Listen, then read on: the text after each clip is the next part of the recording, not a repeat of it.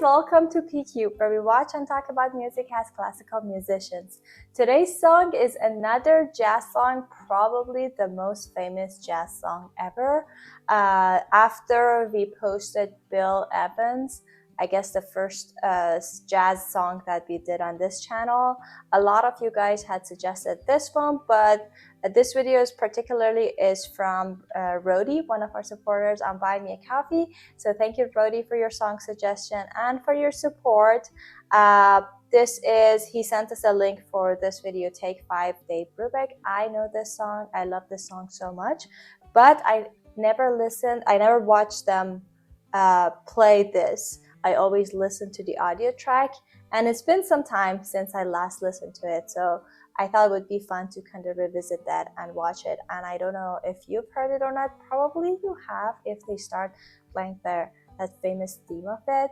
But I don't know. We'll see. Yeah, I'm not sure if I listened to it, but we'll see. But I want to say that since the first time that we reacted to jazz music on this channel, and I told you I find it really cool, and I was asking myself why I don't listen to it more often. I started to listen actually more often, and also when I open the cafe that I'm working at, I play jazz in the morning for the also people. Wow! I put that jazz playlist there, and yeah. That's cool. Alrighty. I mean, I guess it goes very well with the cafe vibes, like jazz. Especially, I feel like this song in the morning, especially. Yeah, exactly. This song as well, because it's from like the more like cool jazz genre, so it's more like, I guess, laid back. So it's not like a dancey jazz, this song in particular. So maybe you can add this to your playlist as well if you like it, which I'm sure you're gonna love this song. So here we go, starting this video.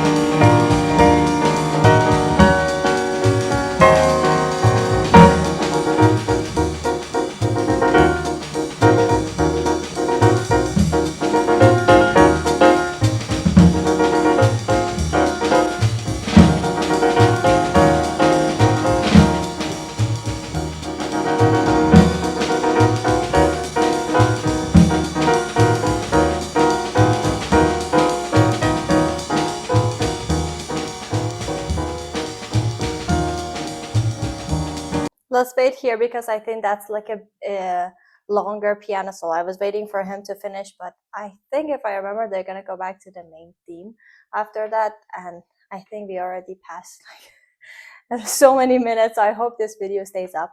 But oh my god! First of all, there's so many things I love about this song.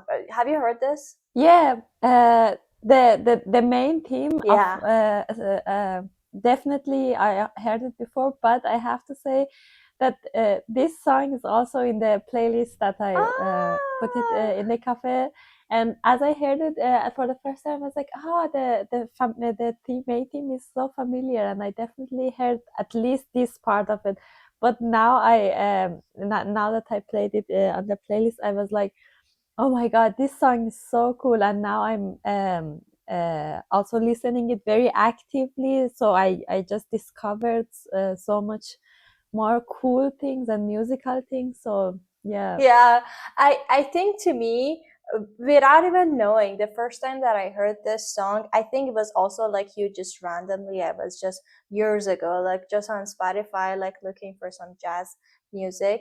And then this came up, and I instantly, I think it's very catchy from the first moment that the piano starts. But I think now that I actually looked at the music before we started recording and kind of read about it a little bit more, I think I know why it's instantly catchy. And even I had no like background about like who this band is. Like this song is one of the most famous jazz band. I think it was just very attractive to me to listen to. Like there's like a hook that just like gets you in. I think it's because of the time signature that is in 5/4 that is very unusual, but it's very subtle at the same time, I feel like, because I never really like noticed it, but it was just so groovy and so rhythmical to me, and it like from the very first time that I heard it.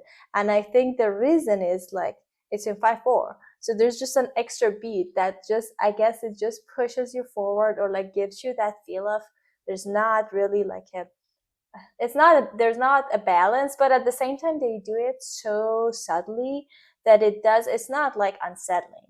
You know what I mean? I don't know how to describe it. I guess it's the perfect use of 5/4, because 5/4 is usually some, if it's used very intensely, and then if there's nothing to like kind of like establish it perfectly, it just has the potential to make you really unsettled and uneasy. Like a lot of metal bands use those kind of like time signatures to kind of give you that tension and anxiety. But I'm not getting anxious at all by listening to it. And I feel like the reason is that the drums and the rhythm in the background is just so consistent. So it just gives you that like groundwork on the rhythm that does, and it's just all the time, so it doesn't change at all. So that's why it just, you feel like it's so natural.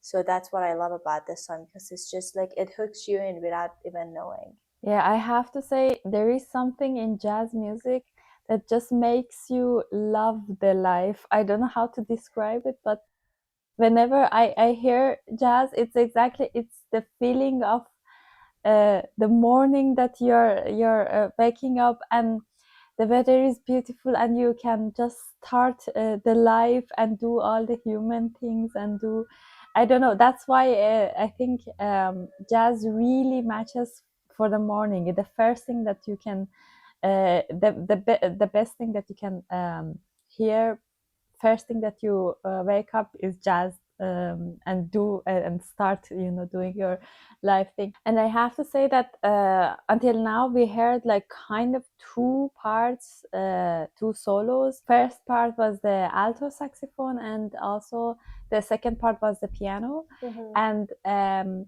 even though all of the things in during this time was completely the same, like the rhythm that the all of the things that the drums was playing or the other things, and the rhythm, the tempo, everything was completely the same.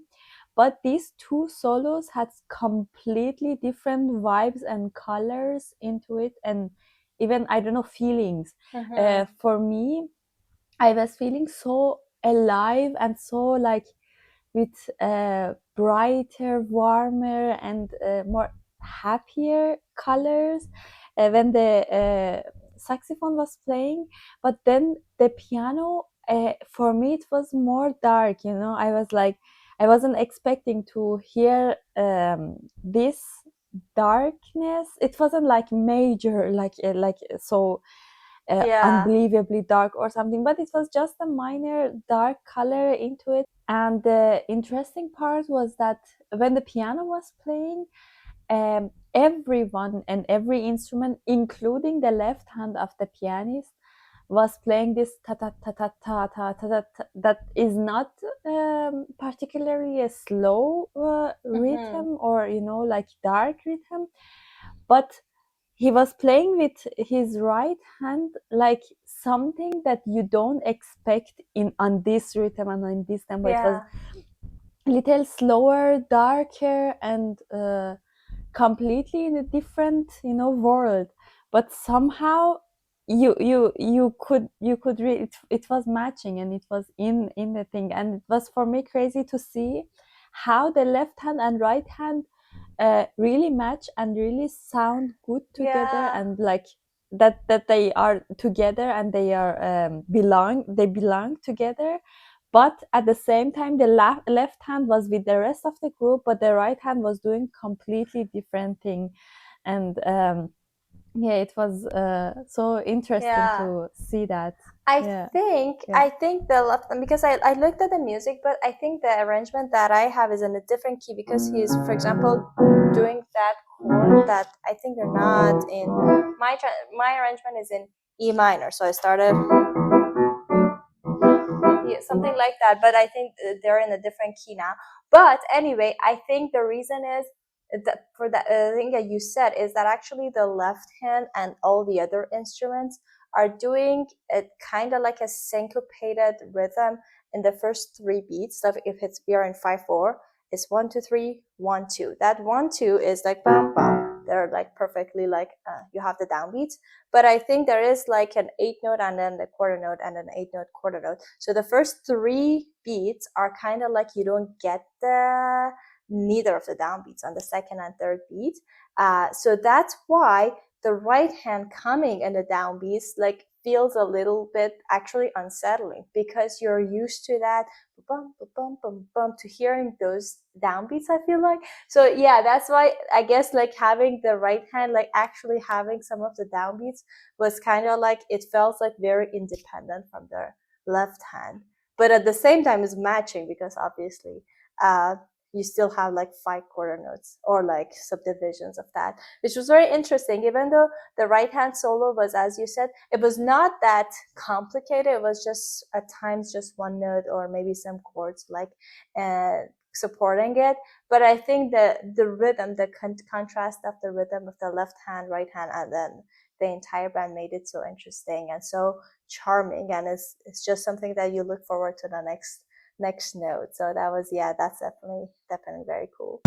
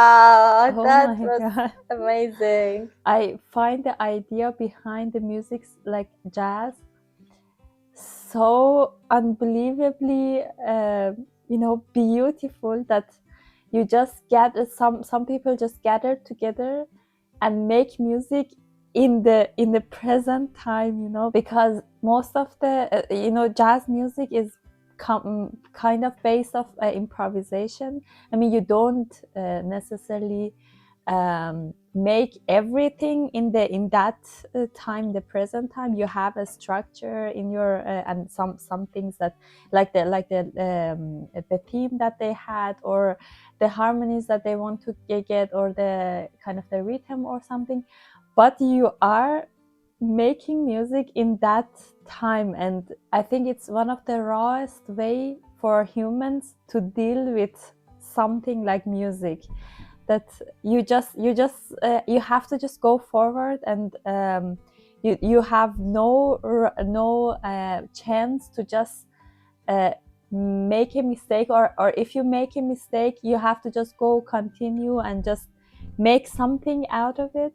And it just coming, the things that you're playing are just the things that are coming to you in the same moment. And I think because the version that I listened into the playlist wasn't like containing these solos. I think, I'm not sure about it, but I can imagine that when they are playing like in other performances, this specific piece, it would sound different based on their feeling in that moment, or based on their mood, or maybe not that song, maybe it was completely composed or something, but as they were acting, like they were waiting for each other's solo, and they were like showing that, okay, my solo is over, yeah, now you can start. You could see that they are doing the improvisation, and that thinking that when they play this specific piece in another time, in another day, it will change based on their mood. It's so crazy for me, as somebody who just played other people's pieces and just practiced them and just performed them. This is like the craziest thing that I could never. It's too scary for me, and I could never. I'm kind of like Beethoven style musician or artist kind of thing, that I have to just scratch everything and then erase everything and then redo them and edit everything, and then it will be something like you can take something out of it. I never, the things that I do in the moment would turn up like good. I don't know. Yeah, I mean, I guess that's the nature of performing classical music versus jazz music. So that's something that in classical music, usually I hear it a lot from like different performers or like teachers and stuff, that everything is so perfectly planned out, like down to the most details. Like in piano, your touch, like the tone you want, the amount of pedal, everything, like from the most basic things to all, even the emotional part of it. But you have to make it sound sometimes like that is just you're making it on the spot. Sometimes, not all the time, but it's all about like precision. It's about like, I don't know, which can be good or bad. I mean, it depends on if that's your thing or not. But I guess in jazz, it's just like the opposite for the performer especially. So it's still like, it can also be a lot of pressure, I feel like, but also the other way around, like if it's all about precision, that also can be a lot of pressure, because then it's just a lot of expectations already. If you're playing something so like typical, like a Beethoven sonata, as you said, like everybody, like there's just a standard way of like, I want this to sound like that, and obviously you're less free to do your own things. But I mean, you can choose like each of them. I feel like it has their own pleasure, I feel like, but I feel like we talked about the rhythm a lot, so I'm not going to get into that whole 5/4 thing anymore. And you talked about the nature of like being like kind of free spirited. But I also want to talk, because I guess the saxophone, you talked a little about it, but I feel like it's like the heart and soul of this piece. And actually the saxophonist wrote this song, so I feel like we should just give him a little more credit. I talked about the piano a lot, but I feel like having that structure to have that memorable and catchy motif, or like I guess the melody starting with saxophone and then ending with a saxophone, it's such a, I guess, satisfying structure. But also like the tone of the saxophone. I haven't really like listened to a lot of saxophone, so I don't think I have the best ear for like it's a woodwind instruments or like brass instrument, but the tone was super smooth and super lyrical. I love that in this song in particular.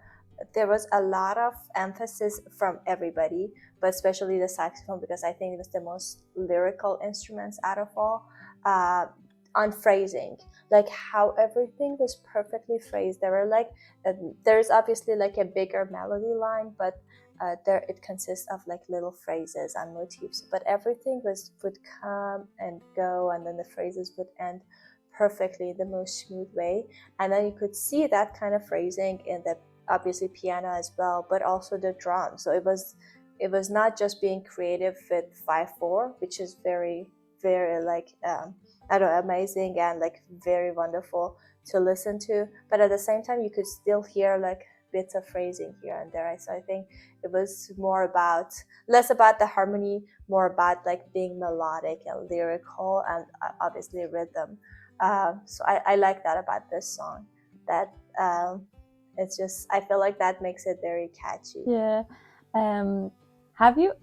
I think I think you also noticed it, because I saw it in your face that it changed a little. But have you noticed these two intervals, these two notes that the piano played towards the end of his solo part? It was such a dissonance interval, and such a, like, I don't know, such an intense harmony for this. Yeah. Really like this music that was so all bright and happy. I was like, somebody should check on the pianist. Yeah, there Because was some in moments general of surprise. his approach to the whole theme and the whole I don't know, the whole motifs was a little darker than the other two, and the colors that he was just using, and the oh my god, that was so crazy that he could hear that this could sound good and sound not odd or like really I don't know how it was. So I have to say it was so rebellion of him to put that in that song. And one other thing was that also towards the end of the solo of the drums, you could hear this ta ta ta ta ta ta, this with the melody even, because it doesn't like drums is not able to really like play notes, the music notes, but you could hear it because he was using for these two notes that ta ta, this at the end of the motif, he was using the other part of his instrument that was playing lower, so you could really hear the music, and you could hear that okay, the solo is going to an end and they are going back to the main theme, and the saxophone will come. And it was so interesting to hear the exactly the melody and the motif from an instrument that can't doesn't even play the notes, actual notes, but he was doing it. Yeah, exactly. Yeah, that was such a cool song. I thoroughly enjoyed it, even though I've heard it. But I think first of all, it was a good reminder, but also it was the first time that I'm actually like getting a little deeper in the solo parts, because you just hear the theme. It's like, oh, a theme, and then I feel like if you're listening to especially the audio, you're just waiting for the theme to come back, so you might not really listen to the solo parts as much. But they are so beautiful, and they're so creative, all three of them in its own way. So yeah, that was such a blast to listen to this song and watch them actually play it. So thank you, Rodi, for suggesting this song, along with a lot of you guys that commented under our last video to check this out. So we finally did, and we hope you guys enjoyed. If we end up doing another jazz, then I think we're gonna go ahead and make a playlist on our channel and put all of them together. But for now, I can link the other one that we listened to a few weeks ago here for you guys. But thank you so much for watching. We hope you enjoyed it as well. Please don't forget to subscribe to our channel if you haven't already, like this video, and drop your comments below. If you want to support us more, there is a Buy Me a Coffee link in the description. We'll see you guys tomorrow. Bye. Bye.